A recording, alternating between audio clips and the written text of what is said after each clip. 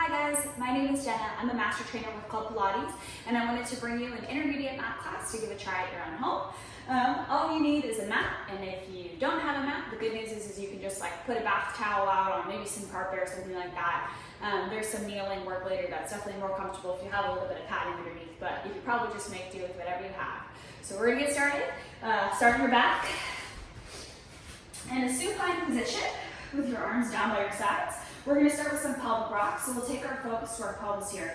And I want you to posteriorly tilt your pelvis, squeeze your glutes and your low abdominals together at the same time, and then let your tailbone find neutral and reach your tailbone back in the other direction, creating space now between your low back and the neck. So from here, as we posteriorly tilt the pelvis, I'm pressing my back into the mat. We call this an imprinted position. And then we'll reach my tailbone down and away like it's really heavy and create space between the low back. So we exhale as we curl the tailbone under. Inhale through center. And exhale, reach your tailbone down in the opposite direction. Now, really important if you've never taken Pilates before, or if it's been a minute, Pilates is really easy until you do it right. So if it doesn't feel correct, pause your video and double check my form and make sure that's exactly what your form looks like too, okay? So we're gonna keep going here. The next exercise is the bridge. So reach your arms long by your sides. I want you to posteriorly tilt your pelvis, imprint your low back on the mat like we just did, and then peel your hips up one vertebrae at a time, pausing when your knees, your hips, and your shoulders are in one straight line, and then soften through the chest and shoulders and slowly lower back down. Exhale, lift up. Inhale, pause with the hips lifted. Exhale, roll back down. So as you bridge your hips up and down, what you should feel are your glutes, right, your tush, and your hamstrings on the backs of your thighs, as well as a little bit of abdominal work here. If you're feeling any discomfort in your low back, try to, I guess, not bring your hips up quite as high, or limit your range of motion here, and really focus the work in your glutes and hamstrings and the backs of the thighs instead of the mid-back. So now we'll pause with the hips lifted, and we're going to add a march in. So we'll float one leg up to tabletop, and then tap that foot down. And we're using this march as a prep for our single leg bridge, which is coming next. So as you alternate leg lifts here, as one foot floats up to tabletop, we're focusing on keeping the pelvis stable and neutral, opposed to letting the hip drop, right? So as this leg goes up, I'm trying to avoid that hip drop, trying to keep everything level, and we'll alternate legs here. Exhale as the leg comes up, and inhale as the foot taps down. One more on each side. We'll put the foot down and lower the hips all the way down. Now from here, we're going to go into a single leg bridge. So float one leg up to tabletop, and we're going to keep it there. And then I'm going to press through my opposite heel and lift straight up, and then lower back down. So as I lift up, I have my right leg in tabletop. My left foot's on the ground. You can do either, it doesn't really matter. But as you lift, I'm pressing through my left heel so that I feel more work in my glute and hamstrings, less work in my low back. And then we'll pause with the leg lifted. And then I'm going to tap my toe to the floor and then bring it back up. Tap it down and lift it up. So this hinge movement is definitely our theme today, so keep an eye on that. Notice as my foot goes down, my pelvis doesn't move. Last one here. And then lower the hips all the way. Be grateful we only have 2 legs, right? So we'll lift up and back down. Exhale, press through the heel to lift up, squeezing glute and hamstring, and lower back down. So same thing, just like we did on the other side. We're trying to keep the pelvis neutral and stable as we lift and lower the hips, opposed to lifting the leg up and then letting the hip drop. And then we'll pause with the hips lifted. We'll tap the toe down and take the leg back up. Inhale down, exhale up. Inhale down, exhale up. Good, last one. We'll pause the leg up and then lower the hips all the way down and return the foot back down. From here, I'll bring my hands back behind my head. We're going to go into a chest lift. So for those of you that are new to Pilates, keep in mind that I'm very vocal about my breath. Exhalation in Pilates, well, an exercise period, has really deep ties and connections to your core muscles. So the more forcefully you exhale, the better you'll get a core contraction. No one's not that. So hands behind my head. I have my fingers interlaced, just create like a cradle for my head. And I'll exhale, lift the head and chest up. And inhale, lower back down. Now, if you're doing Pilates for the very first time, and you're looking at this and you're like, chest lift, that looks a whole lot like the crunch. It's kind of like the crunch, except what happens in my pelvis is the biggest difference. So usually, as you crunch up, your tailbone tucks under, and you're in this like scoop position. And Pilates, we're gonna find neutral. So these bones on the front of my hips and my pubic bone are flat and parallel to the floor, so that as I lift and lower, the work is just coming from my abdominals. You'll also notice there's a little bit of space between my chin and chest, and we're trying to keep it the same the whole time. And then we'll pause in a lifted position and rotate from one side to the other. Now, as you rotate from side to side, look at your knees. And what we're trying to avoid here is the knees shifting and twisting from side to side. We want to keep those still. So again, the rotation is just coming from the waist. And the pelvis is what's staying stable and still. Yeah? So exhale, twist. Inhale through center. Exhale, twist. Now you can always lower the head and chest down between repetitions if you need to. Right, but if you don't need to, try and stay lifted. Work hard for the challenge. Do one more on the other side. And then lower the head and chest back down. Now from here, we're gonna go into a toe tap. It's really more like heel tap though. So arms are gonna be back down on my sides, and I'll float one leg up and then the other. Now from here, I'm gonna try and lower both legs down to tap the mat, and then lift both legs back up. So notice the angle of my knees stays exactly the same the whole time. I find a lot of times clients just let the toes drop, and you definitely don't feel anything there. Versus when you think of reaching the toes a little bit further away, it's a little bit of a better burn. And then for more of a challenge, bring the hands back behind your head, lift your head and chest back up, keep adding your toe tap. Inhale down and exhale up. Now, you only want to lower your legs as far as you can keep your pelvis and your low back stable. So if you feel your low back here, try only lowering halfway. Yeah? And then last one. And then we'll rest everything down for just a second. Now we're going to do the same move, but add rotation just like we did with the chest lift earlier. So my legs are going back to tabletop. I'm going to lift my head and chest up and then twist towards you guys. So my upper body is staying stable as I twist. And I'm just tapping my toes away from me. So upper body is stable, lower body is what's moving. So what you'll feel here is the cross-body connection between your obliques and your legs. So it's like the abs on the side of the body. And then one more. And then rest everything down for a second. Thank goodness we only have two sides. And then we'll try the other side. So legs come back up, lift the head and chest, twist away this time, tap the toes down, lift the legs back up. So just like on the other side, upper body is staying still, lower body is what's moving.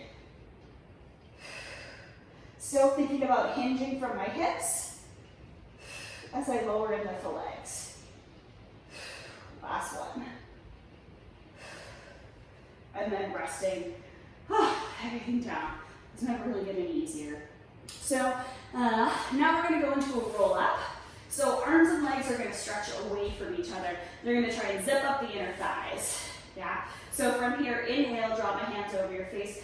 Exhale, nod your chin towards your chest and slowly roll up, reaching your hands past, or I guess over your feet, creating like this parallel shape between your arms and your legs. Notice if you look up on the screen, I'm in a C curve position, so I'm not folded over my thighs, right? Abs are tight and engaged, and then I'll slowly roll back down to neutral and start again. So rolling all the way up, reaching hands and feet away from each other as you draw your belly button through your body towards the other side of the room, and lowering back down, rolling up. Now if you're having a hard time rolling up here, which it's hard, right? You can bend your legs just a little bit and then grab onto your thighs for a little bit of help as you lower and lift. That can be really quite helpful. Now if you have osteoporosis, any kind of disc issues, anything like that, you'll want to focus more on a flat back hinge to come up and down versus rolling through the spine, which can exacerbate those injuries. One more time here, just in case you're not sick of those roll-ups. And then on this next one, we're gonna pause in a seated position. We'll flex the feet and separate your feet about mat distance apart for spine stretch forward. So I want you to imagine that you're sitting up flat against the wall here, and then we'll nod your chin to your chest, and you'll roll forward, rolling away from your imaginary wall. When you can't curl forward anymore, you'll reach your hands through your feet, trying to reach past them, feel the stretch in your hamstrings, and then slowly stack your spine back up, rolling back up against the wall.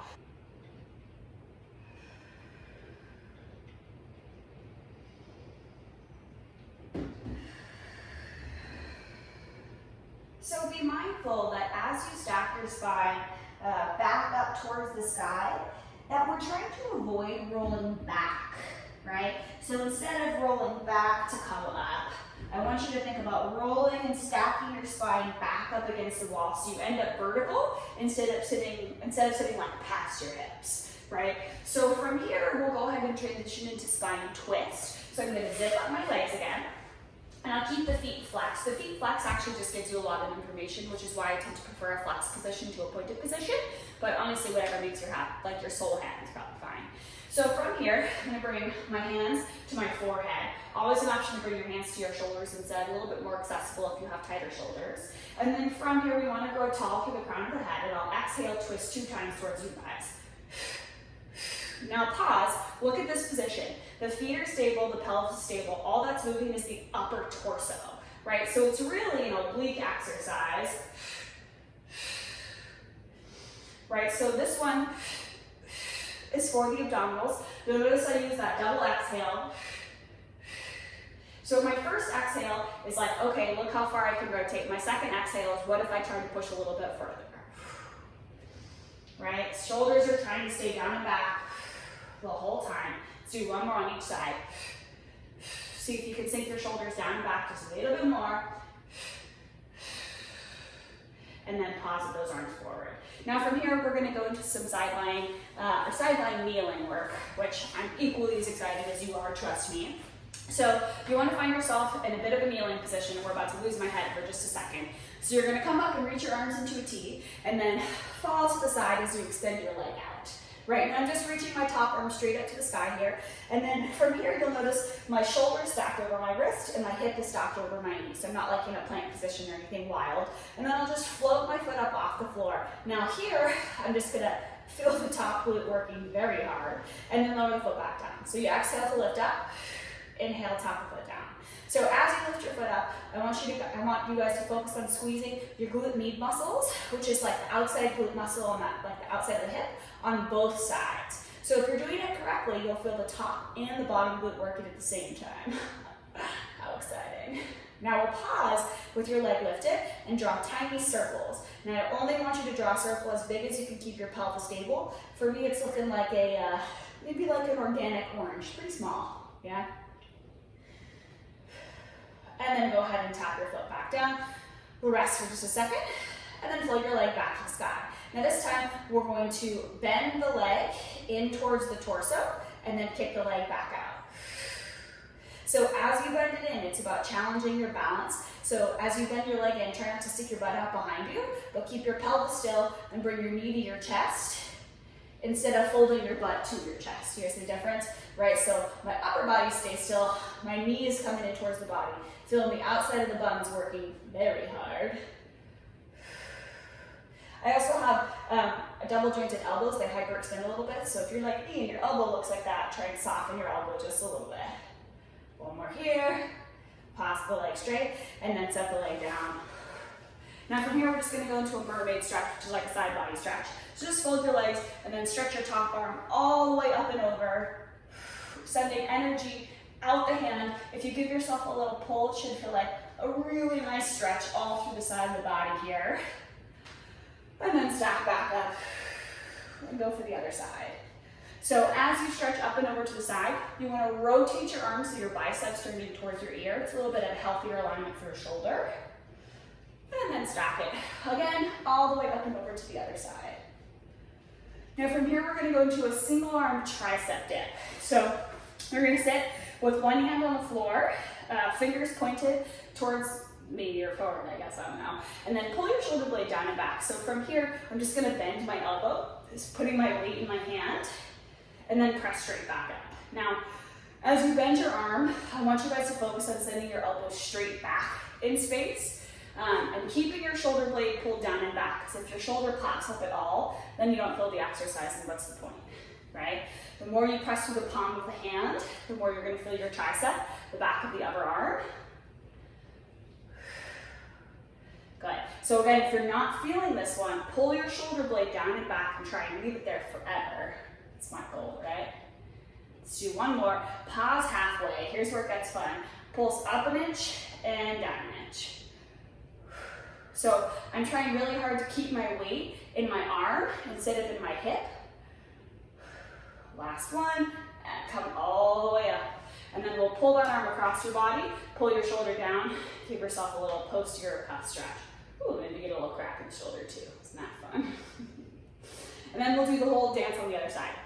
So come back to your knees, lift your hips up, reach the arms out to the side, stretch the opposite leg out to the side, and then fold down so that your hand is into your shoulder and your knee is into your hip. Reach your top arm straight to the sky. From here, get a little face hitch in, and then lift your foot up off the ground, and then tap your foot back down.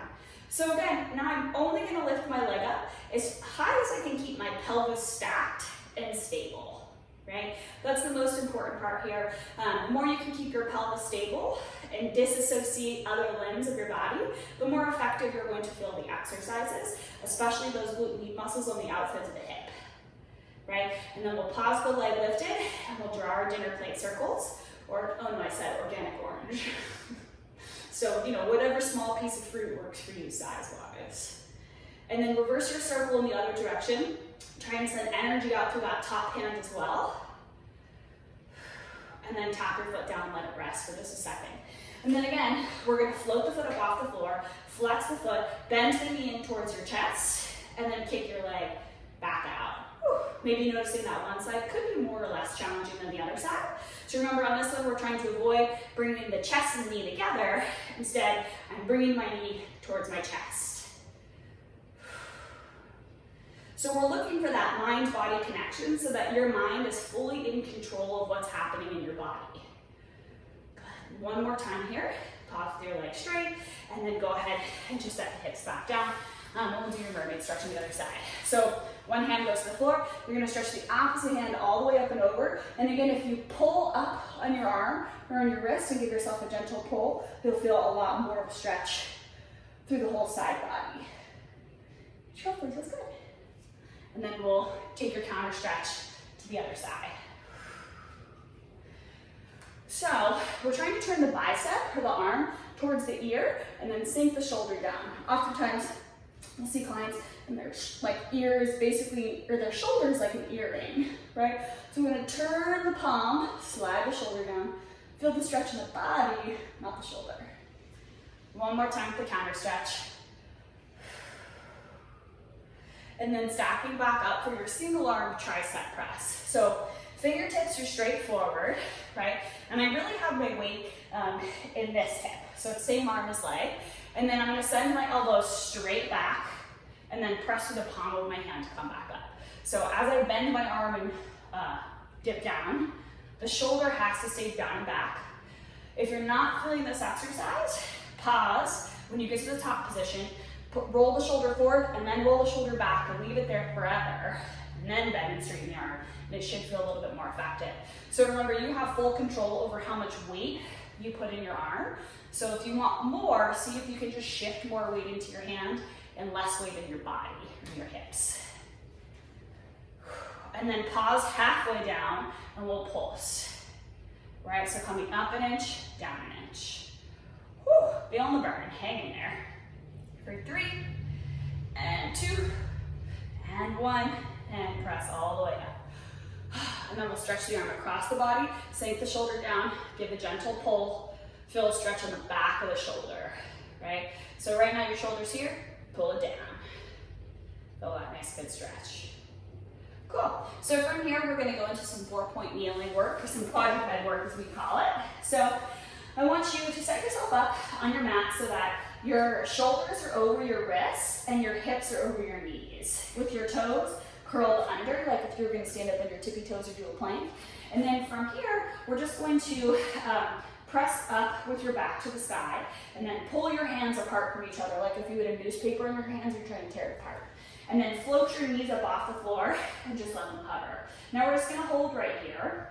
And if this feels plenty challenging, we'll stay right here. For more of a challenge, shift your weight forward into your hands, and then shift your weight back into your feet. So as you shift forward, you should feel your shoulders, and as you shift back, you should feel your quads on the tops of your thighs. So forward and back, and forward and back. So it's a little bit more athletic. You're welcome to try any range of motion between static and here as well. Good, 2 more, hang in there. Last one. Maybe back in the middle, and then lower your knees down. And you can sit back in a little child's pose position. And stretch it out. Think of sinking your chest and your chest and head through your shoulders here for a little bit deeper of a lat and pec stretch. And then we're going to come back up to 4-point kneeling, and we're going to look at an exercise called bird dog. So in bird dog, again, hands are under your shoulders, knees are underneath your hips. We're going to stretch the opposite arm as leg out. So I'm going to stretch my right leg back and my left arm out, and then float them both up off the floor. Now from here, I'm going to round through my spine, tap elbow to knee, big exhale, and then reach arm and leg away from each other.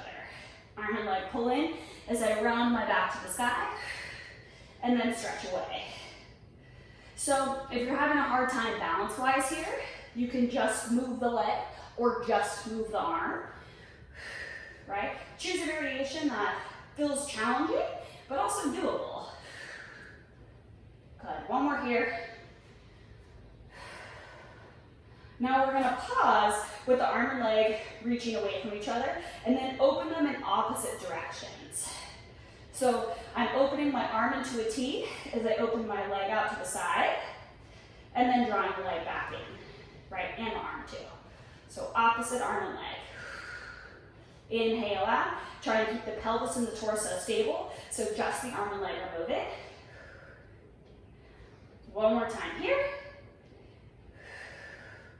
And then rest everything down. And we'll do the other side. So the leg reaches out, arm reaches out in opposition, arm and leg lift up, tap the elbow and the knee together, and then reach the arm and leg away. Elbow and knee tap in, arm and leg reach away, and tap it in, and away. Right, so I'm rounding my back to the sky as I draw my elbow and knee towards each other, like a little abdominal crunch. Pause with the arm and leg reaching away, open arm and leg out to the side, and then draw everything back in. Open arm and leg to the side, and back in. Try and pull the shoulders away from your ears. 1 more time here. And then rest everything down. Now from here, we're gonna come down onto all fours, or onto your belly from all fours, and then bring your hands to your forehead. And we're gonna go into an exercise called swan. So I want you to think of posteriorly tilting your pelvis here, so your glutes are engaged, so you're not like crunching in your low back, right? So squeeze your buttons. We're gonna bring your hands to your forehead today. Feet can be about hip distance apart, legs externally rotated, spine. So from here, I'm gonna stack my hands and rest my head, or my forehead on my hands. Shoulders are down, lift the head and chest up, and then lower back down.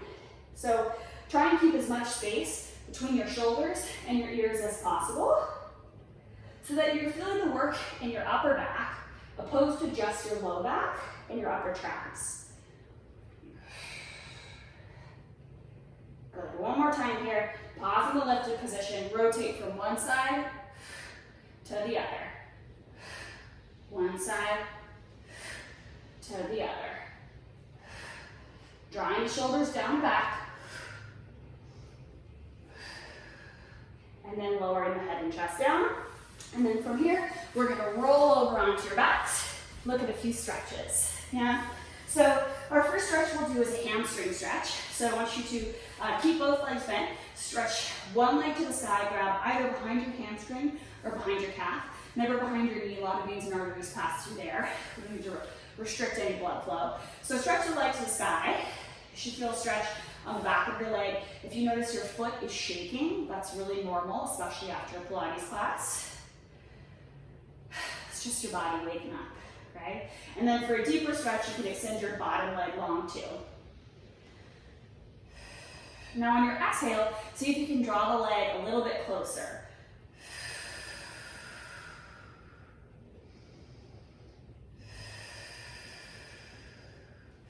And then hug your knee into your chest. And then we're gonna bend your bottom leg and cross your ankle over your knee like you're just kind of hanging out. It's kind of like the number 4. Flex your foot back, press your knee open. If you feel a stretch in your left hip here or whatever leg is bent, then stay right there. If you need a deeper stretch, hug your opposite leg in towards you and pull that leg in, keeping your foot dorsiflexed, so toes towards your shin. That will help to protect your knee joint. And again, use your exhale to relax a little bit deeper into the stretch, right? That part's really important. When you hold your breath, your body doesn't stretch very well. One more time here. And then we'll go ahead and relax the legs down. We'll do the other leg. So we'll stretch the opposite leg to the side, either grabbing on calf or hamstring, right? Not behind the knee. Draw the leg a little bit closer to you as you exhale. And then remember, for a deeper stretch, you can lengthen that bottom leg.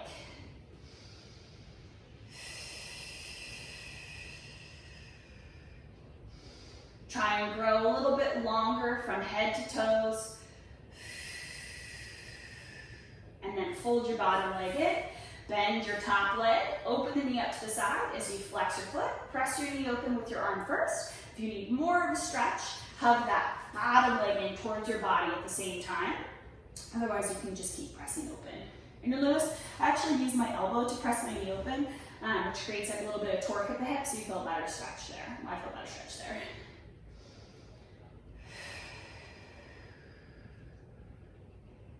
Cool. And then the last stretch I'm going to leave you guys with is called open books.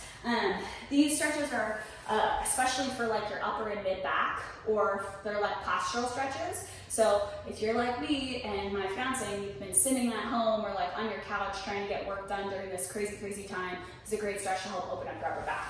So you're going to bend your bottom arm underneath your head and then reach your top arm forward, bending your bottom legs in towards your chest as much as you can here. Now from here, I'm going to just take my top arm and open up and back like I'm opening a book, twisting and rotating through my upper back, and then bring the arm forward, right? So it's really important that you bend your bottom legs up nice and high, because the idea here is that we're keeping everything from the waist down stable so that you can rotate in your upper and thoracic spine. If you feel this stretch in your shoulder at all, then think of opening more from your chest and less from just folding at your arm. These are one of my favorite stretches to do right before I get out of bed in the morning too. And then we'll try a few on the other side. So I'm just gonna flip sides here so that I can still see you guys. So again, bottom arm is bent, fold the knees up and in towards you, and then stretch the top hand all the way up and back, twisting through the thoracic spine, and then rotating the arm forward again. So make sure your bottom or your legs are bent up high enough that your pelvis and your bottom stay still, so that the rotation and the stretch should just feel in your upper and mid back. Good, we'll do one more here, opening that arm up and back. And then go ahead and relax those arms forward. So, thank you guys for joining me for class today. I hope you really enjoyed it. If you'd like to see more classes, make sure you leave me some love below. And let me know if you have any muscle groups or anything in particular that you're interested in learning more about. Okay, have a good one.